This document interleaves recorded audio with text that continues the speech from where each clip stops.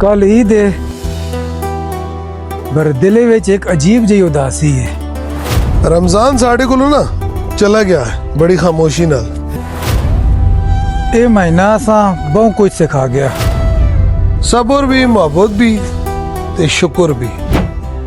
इस ईदी ते कोई रिश्तेदार साढ़े नाल हो सन, ते कुछ असा हमेशा छोड़ के चले गए। कोई चेहरे कोई शिकलां साड़ियां यादां विच ही रह वसन, कुछ आवाज साढ़े ज़हन विच दिमागे विच ही रह वसन। दिल ते ही आखना जेड़े इस दुनिया तो रुखसत हो गए, इस मुसरत खुशी साढ़े नाल होवन। जिंदगी जड़ा ना बड़ी मुख्तसर जही ने, अपने दिलां साफ करो फिर पता नहीं जिंदगी मिलसी या नहीं मिलसी। बड़ा वड्डा तैड़ा, इसी वड्डे तैड़े कोलों फायदा कि ना ते एक दुए राजी करा। जेड़े तुहाडे कोल खफन हो ना राजी कर गए नो, इतनी बड़ी गल तो नहीं।